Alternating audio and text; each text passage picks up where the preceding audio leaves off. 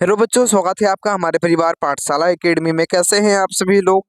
उम्मीद करते हैं आप लोग अच्छे होंगे और अपनी परीक्षा की तैयारी में बहुत ही अच्छे तरीके से लगे हुए होंगे। तो जिन बच्चों का 17 फरवरी को एग्जाम होने वाला है हिंदी का, मेरे प्यारे बच्चों, उनके लिए वायरल प्रश्न पेपर आ चुका है मेरे प्यारे साथी। ये 100% असली ओरिजिनल पेपर आ चुका है मेरे प्यारे साथी। सभी लोग इसको अंत तक जरूर देख कर जाएंगे मेरे प्यारे साथी। और आपका जो विषय कोड होने वाला है बच्चों 101 होने वाला है, इसलिए सभी लोग इस वीडियो को अंत तक जरूर देख के जाएंगे। और जिनका जिनका प्रथम पाली में है और द्वितीय पाली में, तो जरूर ही देख कर जाएगा मेरे प्यारे साथी, ताकि आप लोग का बेहतर से बेहतर अंक प्राप्त हो सके बच्चों। ठीक है, चलो बच्चों जल्दी से आगे बढ़ जाते हैं हम लोग जल्दी से बच्चों। बच्चों देखिए, बच्चों आपके सामने सवाल आ चुका है, जल्दी बताओगे आप लोग राइट आंसर क्या होने वाला बच्चों। और आप सभी से बता दें कि इस वीडियो को ज्यादा से ज्यादा बच्चों के पास क्लास को शेयर करेंगे इस वीडियो को बच्चों, और सभी लोग लाइक कर दीजिएगा, अच्छा लगेगा तो। ठीक है, चलो बच्चों जल्दी से बढ़ते हैं आगे फटाफट से। जल्दी देखिए बाबू क्या होगा राइट आंसर। पहला नंबर सवाल आपके सामने है कि गौड़ देश के लोग क्या रखना पसंद करते थे बच्चों, ये बताइए राइट आंसर क्या होने वाला है। तो गौड़ देश के लोग बड़े बड़े नख को रखना पसंद करते हैं, ऑप्शन नंबर डी करेक्ट होने वाला है। आगे बढ़ते हैं अगला सवाल। आगे बढ़ते हैं मेरे प्यारे बच्चों, अगला सवाल आपके सामने है, जल्दी बताइएगा आप लोग। दूसरा नंबर सवाल है, चंद्रगुप्त विक्रमादित्य का व्यक्तिगत नाम क्या था, ये बताइए राइट आंसर क्या होने वाला है। चंद्रगुप्त द्वितीय का व्यक्तिगत नाम क्या था बच्चों, ये बताइए राइट आंसर क्या होने वाला है आपका। याद रखिएगा देव नाम था, ऑप्शन नंबर सी करेक्ट होने वाला है मेरे प्यारे बच्चों, देव नाम था। आगे बढ़ते हैं अगला। तीसरा नंबर सवाल बाबू आपके सामने है कि तिहु पुरुष शब्द का अर्थ क्या होता है।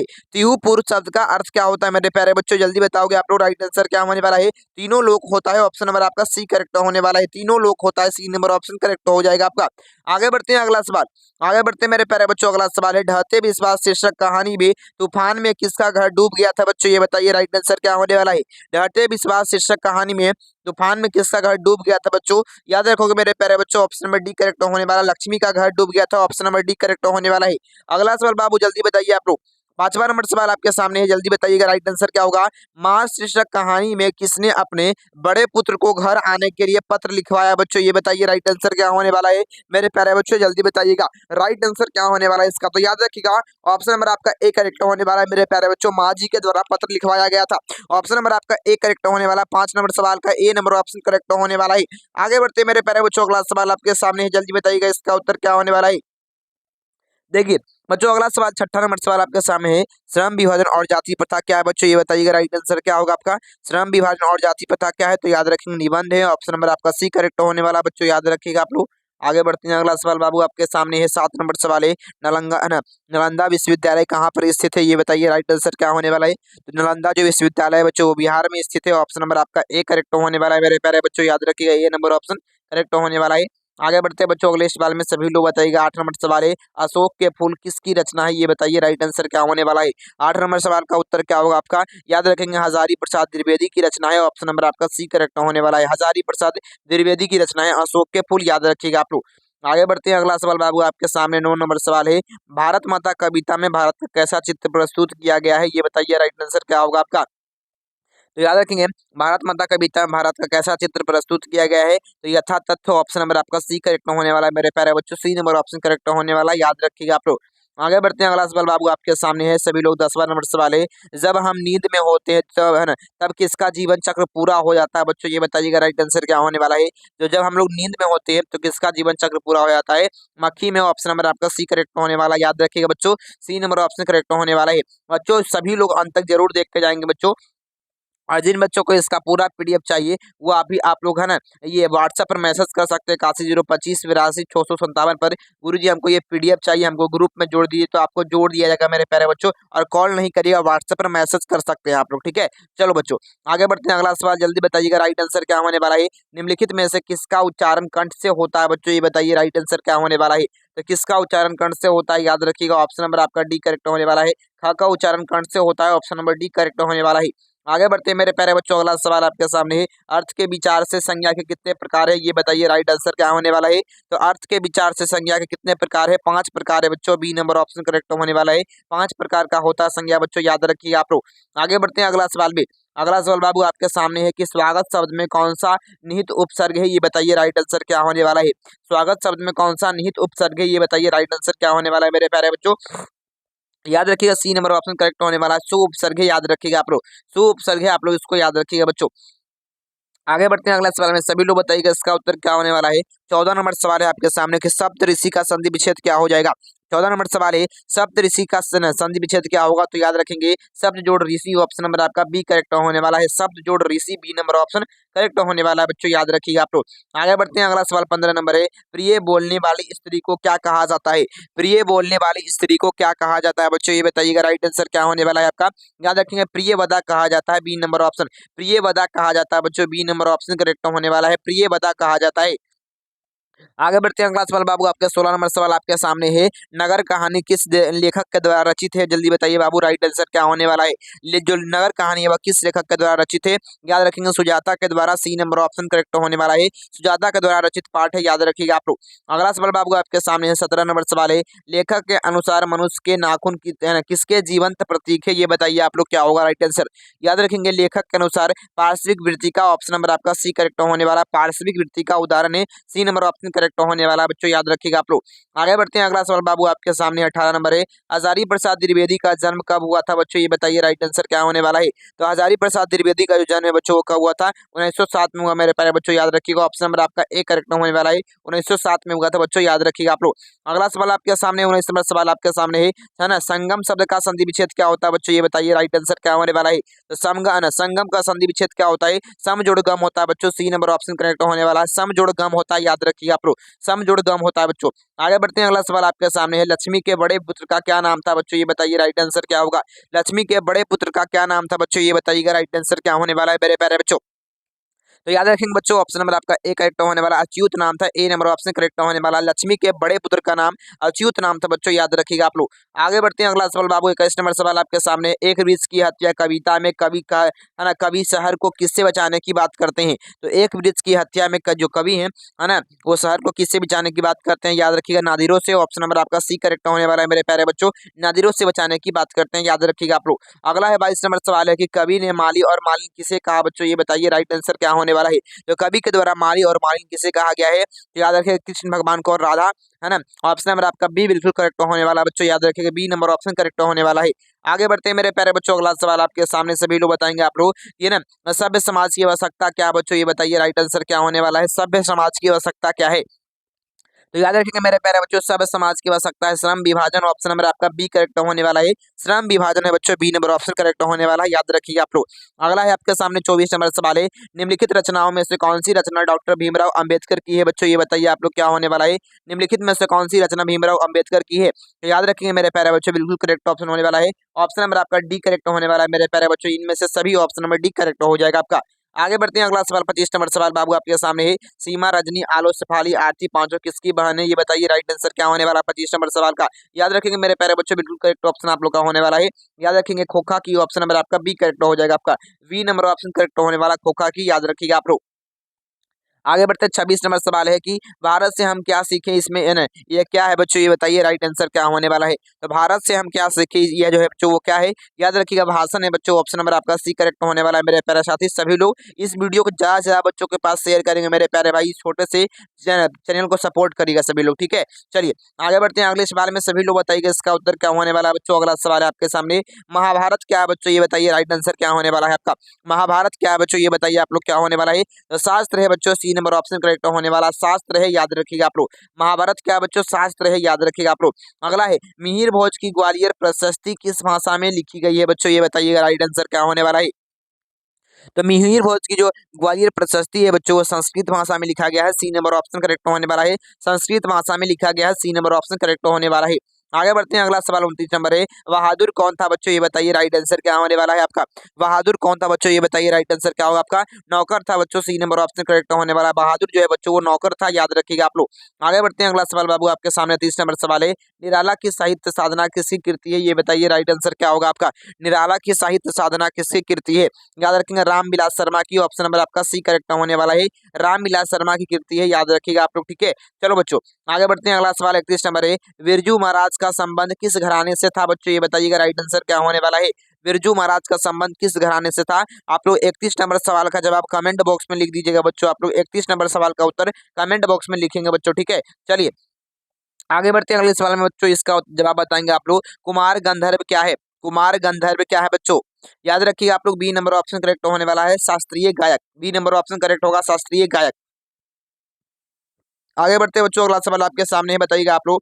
33 नंबर सवाल है, प्रत्येक वर्ष अभिनयों में कैसा समारोह आयोजित होता है, ये बताइए। राइट आंसर क्या होगा? 33 नंबर सवाल का उत्तर क्या होने वाला है? याद रखिएगा मेरे प्यारे बच्चों, रंग समारोह होता है। ए नंबर ऑप्शन करेक्ट होने वाला है, रंग समारोह होता है बच्चों, याद रखिएगा आप लोग। आगे बढ़ते हैं अगले सवाल में।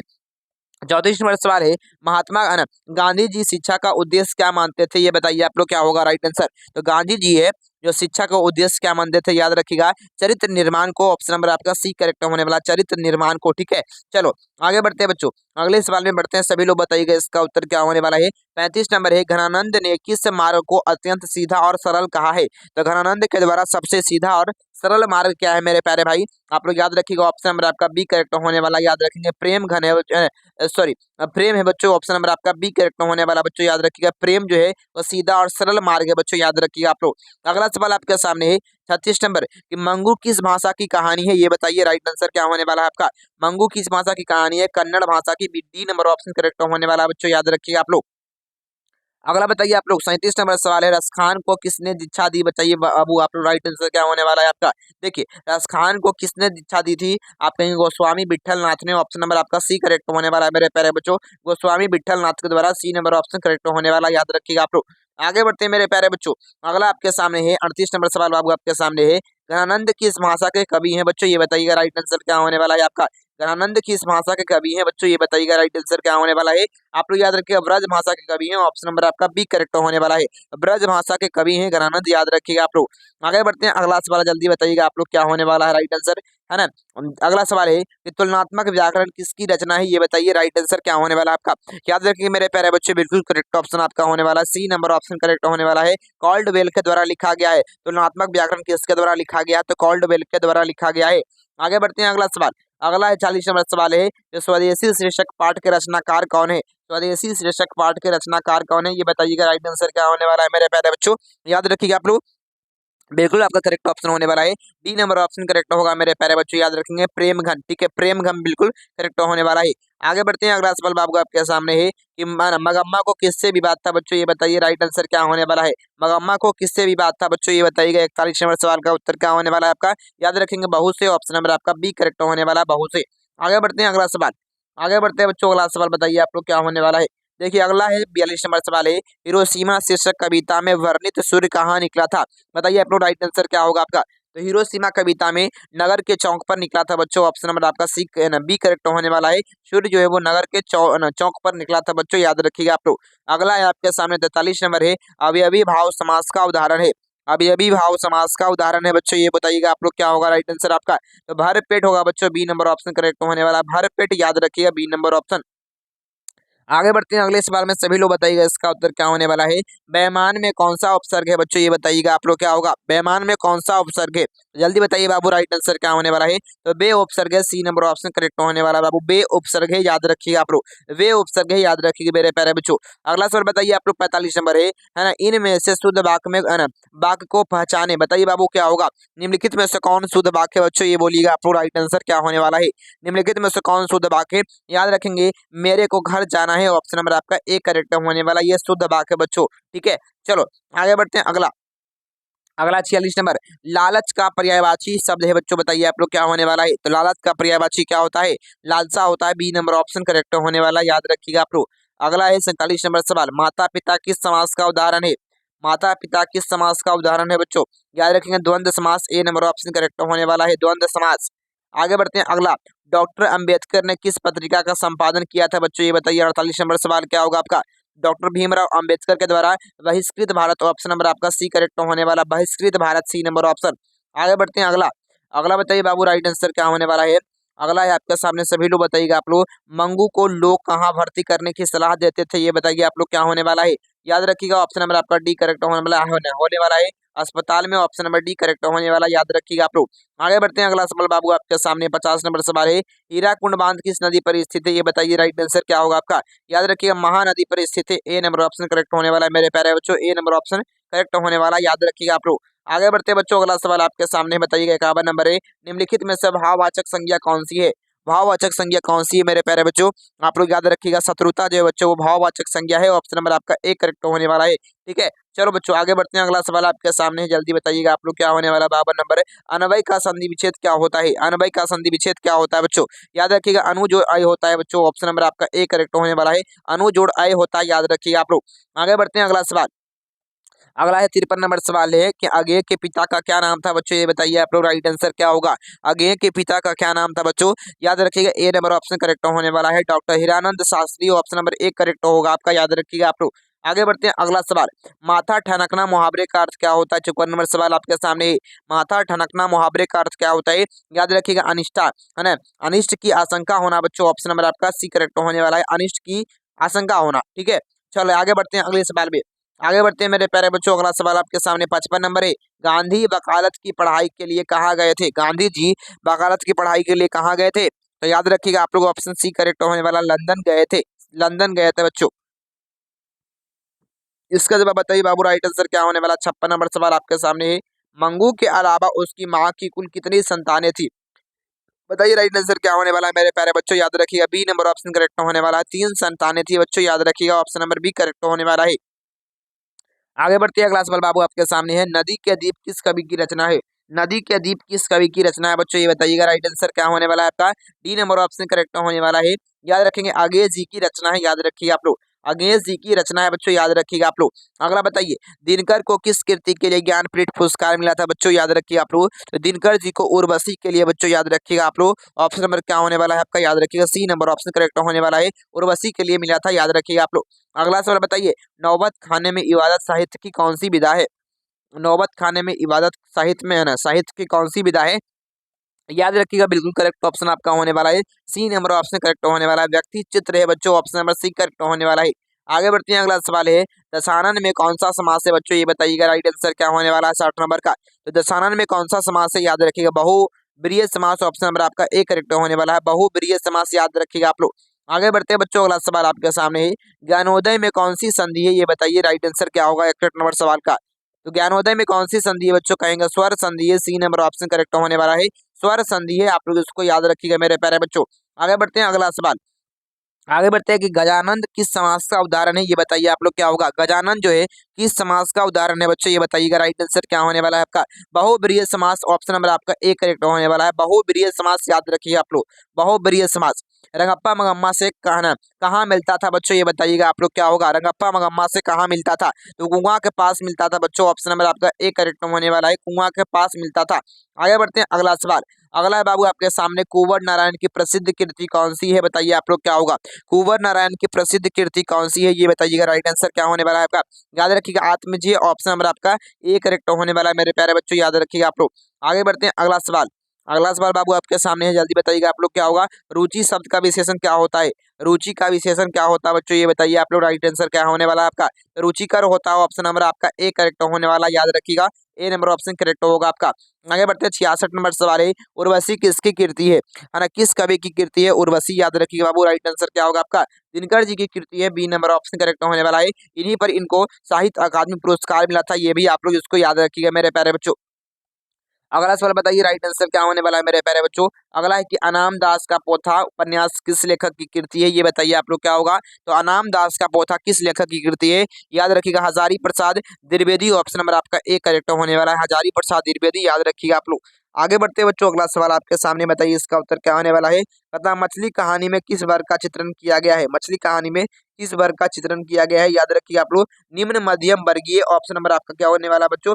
सी नंबर ऑप्शन करेक्ट होने वाला, याद रखिए आप लोग, निम्न मध्यम वर्गीय परिवार, सी नंबर ऑप्शन करेक्ट होने वाला, याद रखिएगा आप लोग। आगे बढ़ते हैं बच्चों, अगला सवाल आपके सामने है। अगला कहता है कि बिस्मिल्लाह खान के साथ किस मुस्लिम पर्व का नाम जुड़ा हुआ है? बिस्मिल्लाह खान के साथ किस मुस्लिम पर्व का नाम जुड़ा हुआ है बच्चों? याद रखिएगा, मुहर्रम जुड़ा हुआ है। ऑप्शन नंबर डी करेक्ट होने वाला, मुहर्रम। दमादा मोजेल द आबिलियो किसकी कृति है? दमादा मोजेल द आबिलियो किसकी कृति है बच्चों? ये बताइए आप लोग, क्या होगा राइट आंसर? याद रखेंगे मेरे प्यारे बच्चों, बी नंबर ऑप्शन करेक्ट होने वाला है, पिकासो की कृति है। आगे बढ़ते हैं, बहादुर। बताइए इसका उत्तर क्या होने वाला है? बहादुर जो है वो लेखक है ना, लेखक के घर से अचानक क्यों चला गया था बच्चों, ये बताइए। राइट आंसर क्या होगा आपका, है ना। तो याद रखिए मेरे प्यारे बच्चों, ऑप्शन नंबर आपका सी करेक्ट होने वाला है। स्वयं के प्रति लेखक और उसके घर वालों के व्यवहार में आए परिवर्तन के कारण ऑप्शन नंबर आपका सी करेक्ट होने वाला है, याद रखिएगा आप लोग। आगे बढ़ते हैं, ऐसे ही लड़के आगे चलकर घर चोर गुंडे डाकू बनते हैं, या पंक्ति कहानी के किस पात्र के द्वारा कही गई है बच्चों, ये बताइए आप लोग क्या होगा। तो ऐसा किसने कहा बच्चों, आप कहेंगे सेन साहब के द्वारा कहा गया था। सी नंबर ऑप्शन करेक्ट होने वाला है, सेन साहब के द्वारा। आगे बढ़ते हैं, अगला सवाल, शब्द का विलोम क्या होता है बच्चों, ये बताइए। राइट आंसर क्या होने वाला है, 73 नंबर सवाल है, शब्द का विलोम क्या होता है, याद रखेंगे असभ्य होता है। बी नंबर ऑप्शन करेक्ट होने वाला है। लोटा, है ना, लोटा डोरी कौन सा समास है बच्चों, ये बताइए आप लोग क्या होगा। लोटा डोरी कौन सा समास है, याद रखिएगा द्वंद्व समास का उदाहरण है। बी नंबर ऑप्शन करेक्ट होने वाला है आपका। आगे बढ़ते हैं अगले सवाल में, अगला है व्याकरण वह ज्ञान है जो क्या होता है बच्चों, ये बताइए आप लोग क्या होगा। तो व्याकरण वह ज्ञान है जो मानकता के आधार पर शुद्धता प्रदान करता है। ऑप्शन नंबर आपका बी करेक्ट होने वाला है, याद रखिए बी नंबर ऑप्शन करेक्ट होगा आपका। आगे बढ़ते हैं, अगला सवाल 76 नंबर है, विद्यानुरागी कौन सा समास है, विद्यानुरागी कौन से समास का उदाहरण है, ठीक है। याद रखिएगा बच्चों, ऑप्शन नंबर आपका डी करेक्ट होने वाला है। तत्पुरुष समास ऑप्शन नंबर आपका डी करेक्ट होने वाला है बच्चों, याद रखिएगा आप लोग। अगला सवाल आपके सामने है, प्रभाव शब्द में कौन सा लिंग है, प्रभाव शब्द में कौन सा लिंग है बच्चों, ये बताइए आप लोग। राइट आंसर क्या होगा, तो पुल्लिंग है बच्चों। सी नंबर ऑप्शन करेक्ट होने वाला है, याद रखिए आप लोग पुल्लिंग है। आगे बढ़ते हैं, अगला सवाल, अगला सवाल बाबू आपके सामने है, बिना पलक गिराए के लिए एक शब्द क्या हो जाएगा, बिना पलक गिराए के लिए एक शब्द क्या हो जाएगा आपका, ठीक है। तो याद रखिए मेरे प्यारे बच्चों, बिना पलक गिराए के लिए एक शब्द होगा मेरे प्यारे बच्चों, बी नंबर ऑप्शन करेक्ट होने वाला है, अपलक, ठीक है, अपलक बच्चों, याद रखिए आप लोग। अगला है आपके सामने, सुजान शब्द में कौन सा उपसर्ग है बच्चों, ठीक है। तो कौन सा उपसर्ग है, याद रखिएगा ए नंबर ऑप्शन करेक्ट होने वाला है, सु उपसर्ग है, याद रखिएगा आप लोग। योगी शब्द का विलोम क्या होता है, योगी का उल्टा क्या होता है बच्चों, भोगी होता है। ऑप्शन नंबर आपका ए करेक्ट होने वाला है, याद रखिएगा आप लोग।